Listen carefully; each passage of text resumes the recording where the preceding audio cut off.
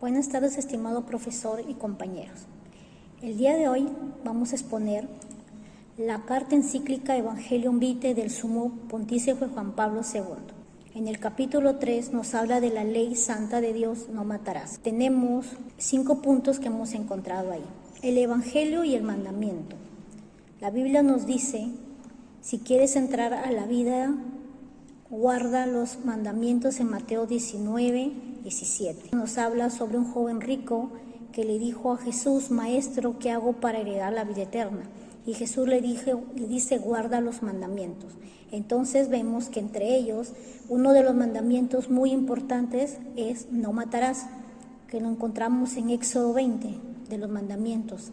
Jesús enseña que para alcanzar la vida eterna, que es disfrutar con Él y compartir una comunión con Dios, se debe obedecer los mandamientos. Los mandamientos son una expresión de amor y constituye un don para el crecimiento humano. Evangelio y los mandamientos.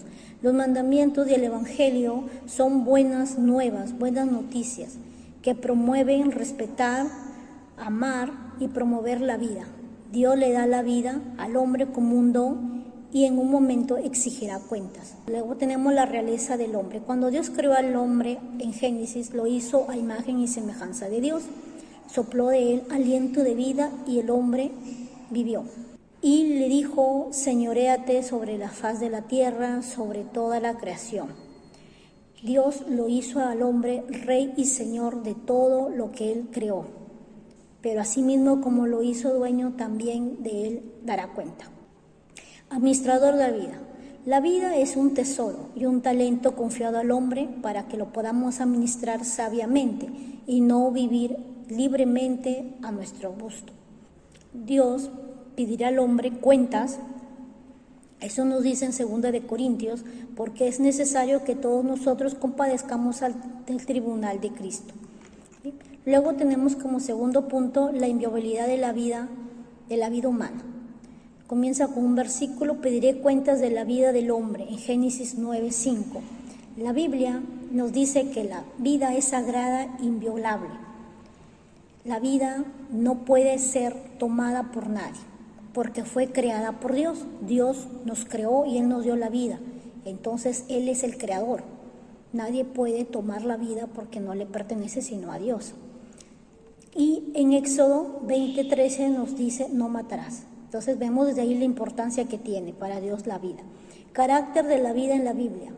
Dios presenta como un defensor del inocente. Esto lo vemos en Génesis 4:15, cuando Dios le pregunta a Caín, ¿dónde está tu hermano? Y Caín ya había matado a Abel, entonces él le pide cuentas y lo castiga a Abel. Entonces Dios defiende al inocente. Por la envidia, Satanás introdujo la muerte al mundo. Y Satanás es considerado en Juan 8:44 padre de mentira, porque vosotros hacen las cosas de vuestro padre el diablo, que es homicida desde el principio. ¿Sí? ¿Por qué la Biblia nos dice que Satanás es homicida? Porque él desde el inicio hizo y sedujo para que Caín matara a Abel. Entonces él es homicida, él se goza en la destrucción y en la muerte de los seres humanos.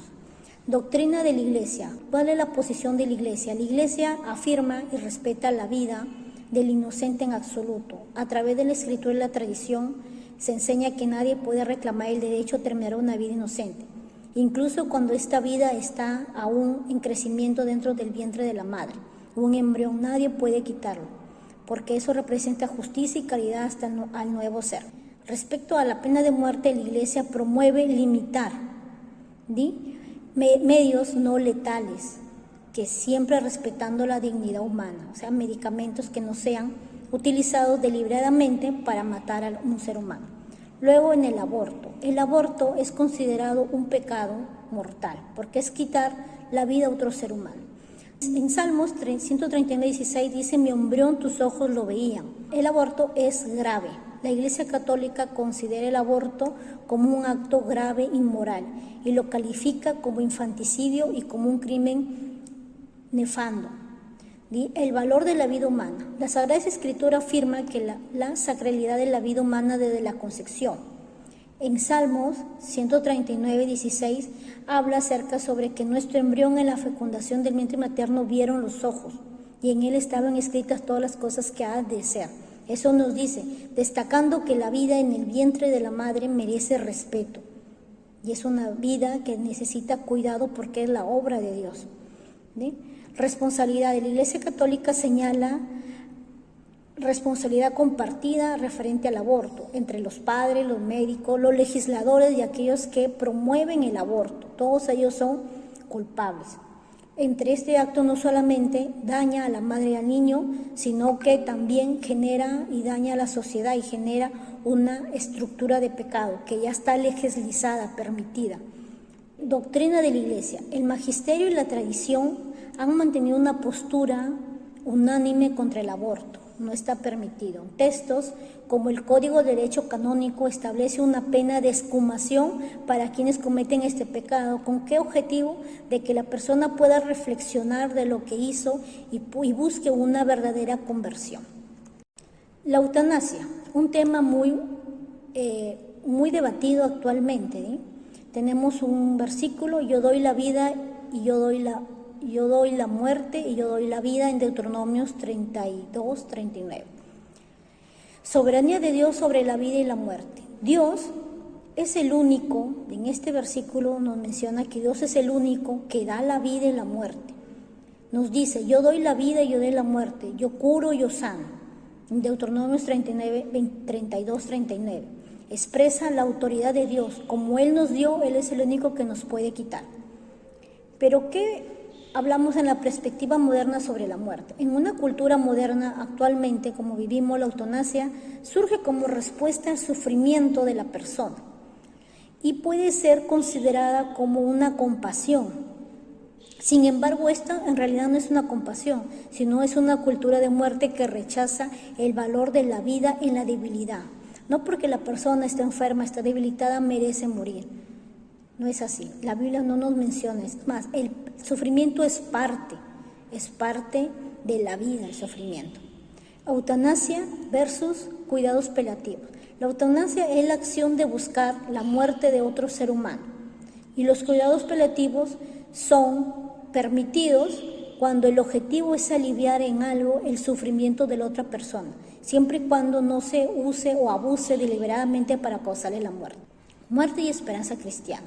La fe cristiana ilumina el sufrimiento y la muerte, ofreciendo esperanza en la resurrección de Cristo.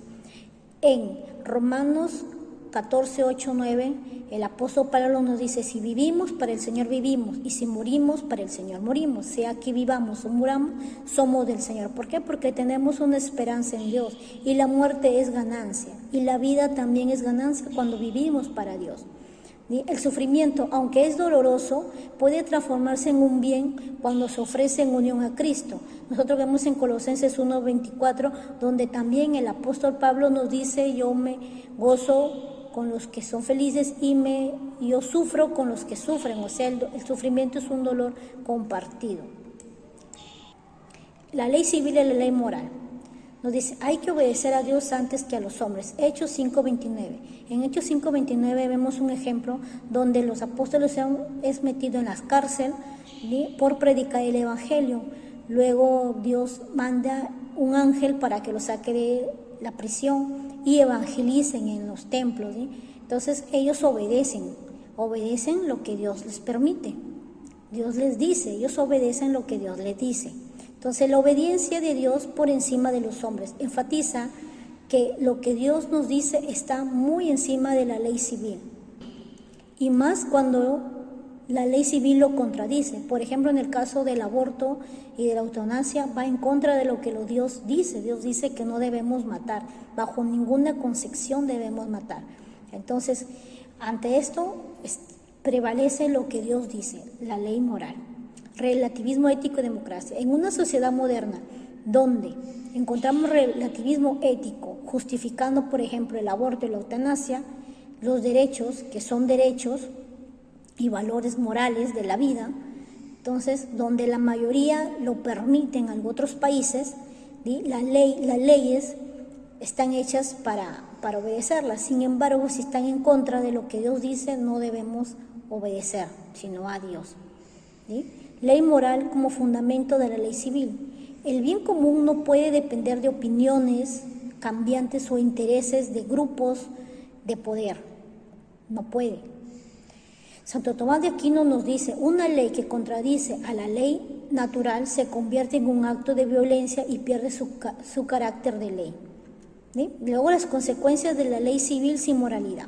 Cuando la ley civil carece de moralidad, la democracia se convierte en un mero mecanismo de poder sin ética ni estabilidad social. ¿Qué nos quiere decir con esto? Que como el ser humano es un ser cambiante y la multitud opina una cosa y otra multitud opina otra y la mayoría de la multitud decide algo que va en contra de la ley natural como la vida, entonces cualquier decisión que se tome va en contra de la moralidad. ¿Por qué? Porque solamente satisface a un grupo de personas, ¿sí?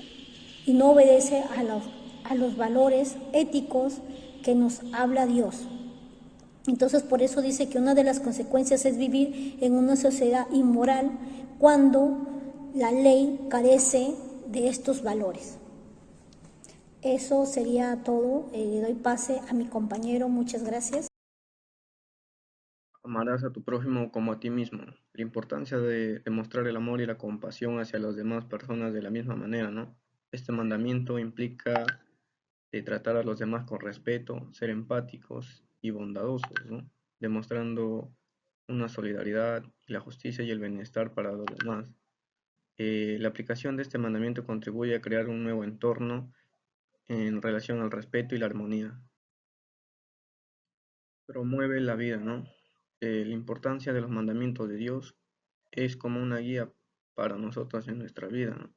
Que establecen comportamientos inaceptables moralmente, ¿no? Estos conceptos tienen un valor absoluto sobre la libertad humana, ya que obligan siempre y en toda circunstancia, indicando que ciertas acciones son radicalmente incompatibles con el amor a Dios y la dignidad de la persona, ¿no? Vosotros sois el pueblo adquirido por Dios para anunciar sus alabanzas. Bueno, hoy en día las iglesias tienen como una tarea, ¿no? Que es difundir el Evangelio con fuente de gozo y salvación, ¿no? Donde anunciarán las buenas nuevas para cualquier raza y para todas las personas del mundo, ¿no? Donde el Evangelio es una acción global que compromete a la Iglesia en una misión profética, sacerdotal y real, abarcando las dimensiones del anunciado. Lo que hemos visto y oído os lo anunciamos. Vendría siendo la importancia de proclamar el Evangelio, resaltando que la vida humana es sagrada e inviolable, donde son aspectos esenciales de este mensaje, así como la necesidad de respetar y proteger la vida en todas sus etapas y situaciones, ¿no? Como también es la importancia de celebrar la vida a través de una mirada completamente que reconoce la belleza y la grandeza de la vida como un don que el Señor Dios nos ha concedido, ¿no? Te doy gracias por tantas maravillas, prodigios hoy.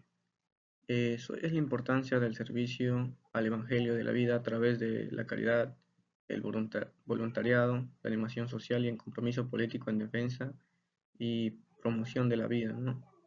Así como la necesidad de agitar de conciencia entre el aborto y la eutanasia, como también la importancia del valor de los gestos y símbolos de las diversas tradiciones culturales y populares como expresiones de respeto y defensa de la vida humana. Buenas noches compañeros, continuando con la exposición, seguiremos con el tema de vivir como hijos de la luz, promoviendo una nueva cultura de la vida. El texto se centra en la necesidad urgente de un cambio cultural que promueva una cultura de vida frente a la cultura de la muerte en el contexto social actual. Es esencial desarrollar un sentido de crítico que permita discernir en los verdaderos valores y enfrentar los desafíos contemporáneos en relación con la vida humana. Los principales puntos que podemos destacar de este texto es la movilización de conciencias, donde se requiere un esfuerzo ético conjunto para contribuir con una nueva cultura de la vida, que sea firme, activa inspirado a los cristianos y abriendo un diálogo significativo con todos, incluyendo a los no creyentes. También vamos a ver la formación de la conciencia moral. La educación debe enfatizar el valor inviolable de la vida y su relación intrínseca con la libertad y la verdad. Esta conexión es vital para proteger los derechos humanos y evitar el totalitarismo. La educación en la sexualidad y el amor también es crucial. Educar a los jóvenes en la verdadera naturaleza de la sexualidad y el amor, entendidos como una expresión del don de sí mismo. Esta educación debe promover la castidad y la responsabilidad de la procreación. Otro punto importante que vamos a destacar de este texto es la valoración del sufrimiento y la muerte. Se debe ayudar a las personas a entender el sufrimiento y la muerte como parte significativa de la experiencia humana, relacionadas con el amor y la esperanza. Un nuevo estilo de vida también se propone adoptar un estilo de vida que priorice el ser sobre el tener. O sea, que priorice a la persona en vez de las riquezas materiales, que a veces el ser humano para ellos es más importante que descubrirse a sí mismo, y fomentar una relación solidaria. Esta transformación requiere la participación activa de todos, especialmente de los educadores e intelectuales. Destacaremos también el rol de las mujeres. Las mujeres son llamadas a ser las promotoras de un nuevo feminismo que valora la vida y el amor auténtico, superando la discriminación y la violencia. La responsabilidad de los medios de comunicación es crucial y vital en esta parte. Los medios de comunicación deben contribuir a la cultura de la vida, presentando ejemplos positivos y evitando el fomento de actitudes de indiferencia hacia la vida. Otro punto importante en este contexto es la oración, el ayuno y la esperanza. Se enfatiza la importancia de la oración como medio poderoso para promover la vida y contrarrestar las fuerzas adversas. En conclusión de este pequeño texto podemos decir que la nueva cultura de vida requiere un compromiso colectivo y una profunda confianza en el poder para transformar el Evangelio. A pesar de las adversidades que pasamos hoy en día, se invita a todos a participar activamente de esta misión, creando un ambiente que valore y respete la vida en todas sus etapas, desde la concepción hasta la muerte natural de todo ser vivo. ¿Qué podemos decir de este resumen que sintetiza los puntos clave del texto? Resalta la importancia de un enfoque integral para fomentar la cultura que respete y promueva la vida. El siguiente punto a tratar es el Evangelio de la vida, una llamada universal para la ciudad de los hombres. El texto aborda la importancia del Evangelio de la vida como un mensaje que trasciende las fronteras de la fe cristiana y se dirige a toda la humanidad. Se destaca que la defensa y la promoción de la vida es un valor que debe ser comunicado a todos, ya que está vinculado a la verdad y a la dignidad humana. Entre los puntos claves que podemos destacar es la comunicación del Evangelio de la vida. El Evangelio es un bien que debe ser compartido para que todos puedan experimentar la alegría plena. No se trata solo de un mensaje para los creyentes, sino que tiene relevancia para todas las personas, de cualquier credo que tengamos acá.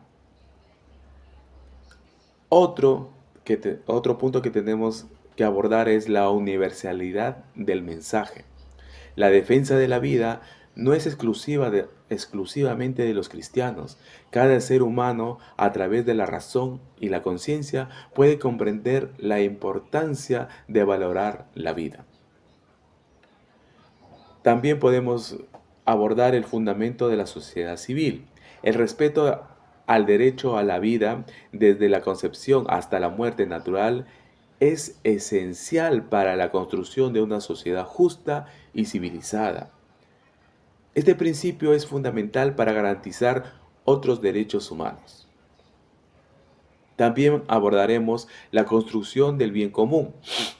Trabajar por la vida contribuye a la renovación social y a la edificación del bien común. Una sociedad que no protege la vida de los más vulnerables no puede ser verdaderamente democrática ni práctica. Un punto importante es la paz y la dignidad. La verdadera paz solo se puede existir donde se reconoce y se protege la dignidad de cada persona. Cada ataque a la vida es un atentado contra la paz social. Y por último punto, la creación de una cultura de amor y solidaridad. Se enfatiza en la importancia de construir un pueblo de la vida que trabaje en conjunto para promover una nueva cultura, el amor, la solidaridad, en beneficio de toda la comunidad. El Evangelio de la vida podemos concluir que invita a todos, sin distinción, a conocer el valor de la vida humana y a comprometerse con la defensa de la dignidad y los derechos de cada persona. Este compromiso es esencial para la construcción de una sociedad más justa, pacífica y solidaria. Podemos ver que este resumen captura los aspectos este pequeño resumen que he dado captura los aspectos fundamentales del texto, resaltando su relevancia y el llamado a la acción para la promoción de una vida cultural en la sociedad. El siguiente punto a tratar son las reflexiones finales, el Evangelio de la vida en la maternidad de María. Acá podemos abordar la conclusión de la encíclica.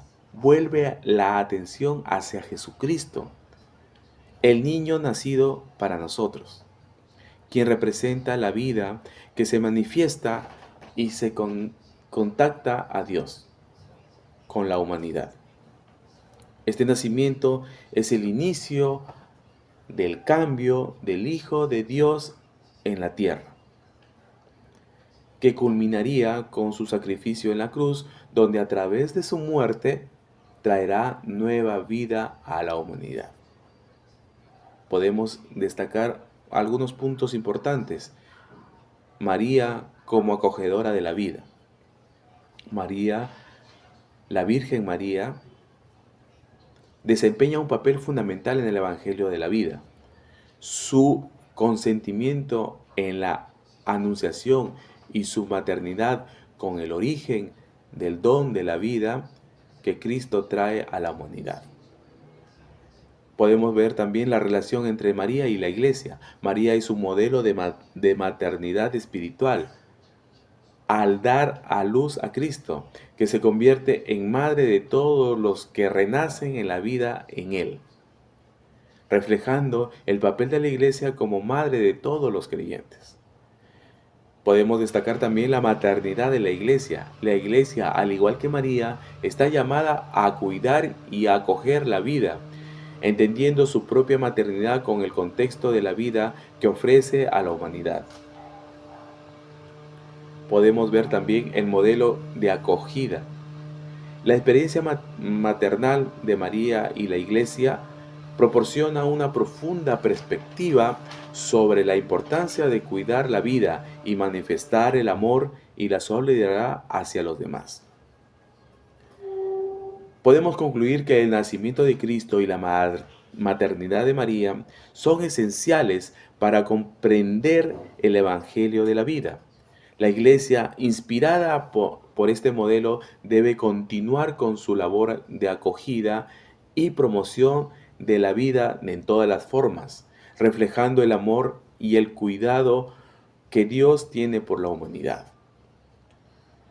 Podemos ver que hemos podido sintetizar y enfatizar la conexión entre la maternidad de María y la misión de la Iglesia y el Evangelio de la vida.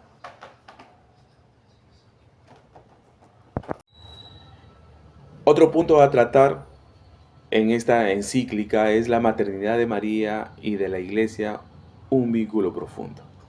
La relación entre María y la Iglesia se ilustra en la imagen en la mujer vestida del sol, en Apocalipsis 12:1, simbolizando el misterio de la Iglesia como el comienzo del reino de Dios en la historia. Esta mujer representa a María, quien lleva en su seno al Salvador, cumpliendo así el designio divino, de que Dios dio a su único Hijo al mundo para salvarnos. Podemos ver los puntos más importantes, es que María como modelo de maternidad, vamos a ver que María va a ser el modelo de la maternidad. María es exaltada como la Madre de Dios y se presenta como un modelo perfecto de maternidad. Su papel es crucial en la misión de la Iglesia, que se va a sí misma como la nueva Eva, llamada a dar la vida espiritual a todos los creyentes, a todos los que se convierten al cristianismo, a todos los que renacen nuevamente. También podemos ver la maternidad espiritual de la Iglesia. La maternidad de la Iglesia se manifiesta en la entrega de la vida de Cristo a los hombres. De la vida de Cristo a los hombres mediante la crucifixión. Vimos que Él dio su vida por todos los pecados de la humanidad. Un proceso que implicaba el sufrimiento y la lucha contra las fuerzas del mal. La Iglesia es consciente de su papel en la regeneración de la humanidad, siguiendo el ejemplo de María. Podemos también observar otro punto importante son los dolores de la maternidad. Tanto María como la Iglesia enfrentan el sufrimiento en su maternidad. El sufrimiento de María se anticipa en las palabras de Simeón, que presagia el rechazo que Jesús y ella experimentarían. Esta entrega se ve culminada con la crucifixión, donde María participa activamente en la redención y acompañó a nuestro Señor Jesucristo hasta su último momento de vida en la cruz. La cruz, también podemos ver otro punto, que la cruz como momento de acogida. En el momento crucial de la cruz, el sí de María en la anunciación de realizar plenamente al acoger a todos los discípulos como hijos, reflejando su maternidad espiritual hacia la comunidad de creyentes. Concluiremos que la maternidad de María y la maternidad espiritual de la Iglesia están íntimamente entrelazadas, manifestándose en la entrega de vida, amor y redención. Ambas enfrentan el sufrimiento como parte esencial de su vocación, ofreciendo un modelo de acogida y cuidado a la humanidad. ¿Qué podemos decir de este pequeño párrafo que resalta los temas centrales de la maternidad de María y la Iglesia, enfatizando su conexión y el significado del sufrimiento y entrega? Como siguiente punto veremos la vida amenazada, María, el dragón y la lucha entre el bien y el mal. El libro de Apocalipsis presenta una poderosa imagen de la lucha entre las fuerzas del bien y del mal, simbolizada por la mujer vestida del sol y el dragón rojo. Esta dualidad refleja la amenaza constante que enfrentamos en la vida, representada especialmente por el nacimiento de Cristo. Acá podemos ver uno de los puntos, que es el dragón como símbolo del mal. El gran dragón rojo representa a Satanás y las fuerzas del mal que se oponen a la misión de la Iglesia y a la vida en todas sus formas. Esta oposición se manifiesta inicialmente contra María, quien es atacada por ser la madre de Jesús. Recordemos que no fue fácil el proceso, como digamos, el rechazo que sufrió María desde que, en primer lugar, cuando supo que una virgen estaba embarazada, el rechazo de toda la comunidad, el rechazo también por parte de José en primera instancia, pero Dios se reveló en sueños y le dijo que no tema y que debe aceptar a María.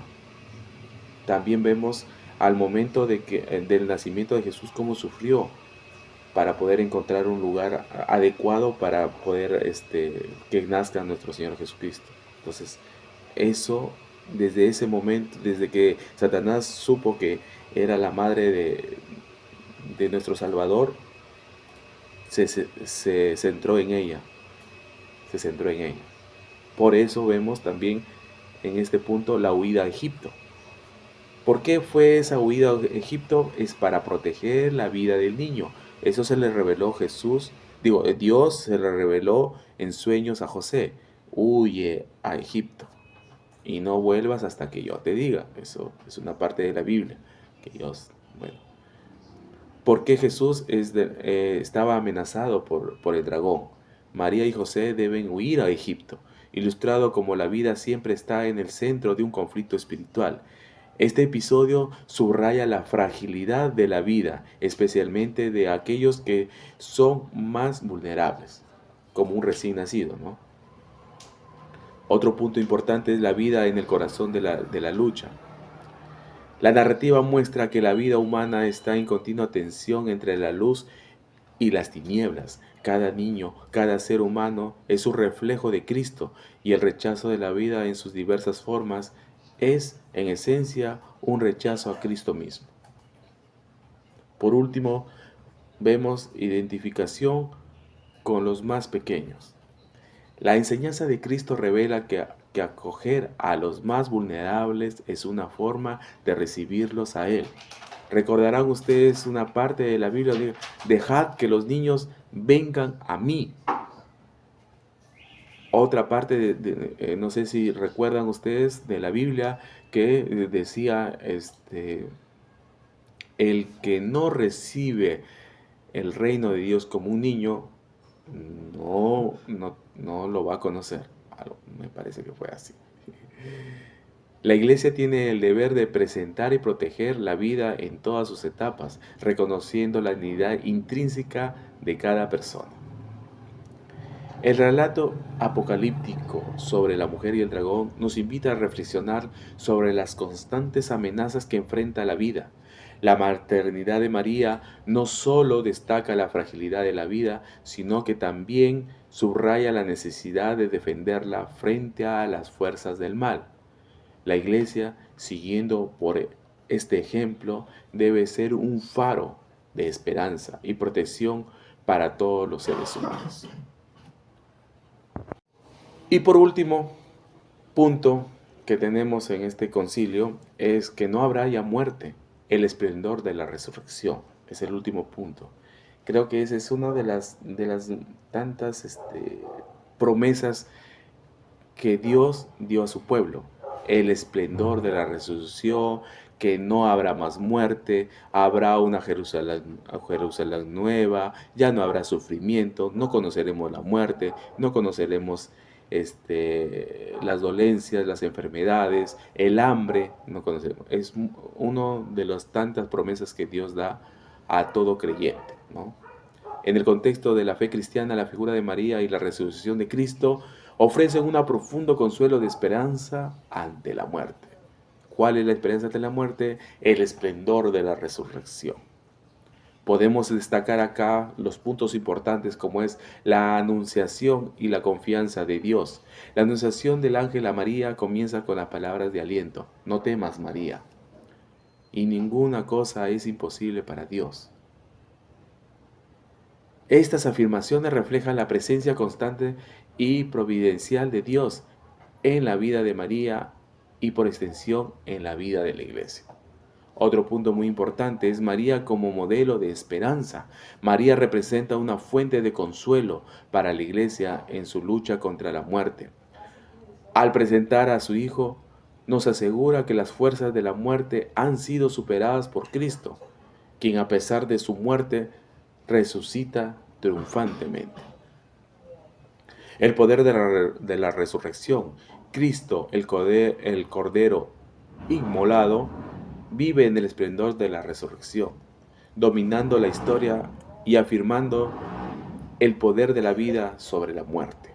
La resurrección de Cristo no solo es un evento pasado, sino un triunfo que da sentido a la esperanza del futuro. Veremos también otro acontecimiento, la Nueva Jerusalén. Esa es otra promesa que Dios dio a su pueblo. En el mundo nuevo, descrito en el Apocalipsis, se promete que no habrá muerte, simbolizado con el fin del dolor y el sufrimiento. Este nuevo orden es una promesa de redención y renovación, donde las limitaciones del mundo viejo son superadas. Y por último veremos la peregrinación de la iglesia. Mientras la iglesia avanza como un pueblo de la vida y para la vida, se dirige hacia un cielo nuevo y una tierra nueva, manteniendo la mirada de María como señal de esperanza cierta y de consuelo. Podemos concluir con este último párrafo, que el mensaje del esplendor de la resurrección es un faro de esperanza para la humanidad, para todo creyente. El que crea en mí no morirá. Eso es la promesa que el mismo Jesús nos dio. A través de la figura de María y la resurrección de Cristo se reafirma la victoria de la vida sobre la muerte, invitando a todos a vivir en la confianza de que en Dios la muerte ha sido derrotada. ¿Qué podemos analizar en este texto? O sea, ¿qué podemos concluir? ¿Qué podemos subrayar? ¿Qué podemos ver? El tema de la esperanza, de la vida eterna en el contexto de la fe cristiana. Como vuelvo a repetir, es una de las tantas promesas que Dios dio a su pueblo. La resurrección, la vida eterna, un nuevo cielo, una nueva tierra, donde no habrá sufrimiento, donde no habrá dolor, no conoceremos la muerte, y todos alabando a nuestro Señor Jesús. Compañeros, profesor, eso es todo por parte de nuestro grupo, la exposición. Muchas gracias.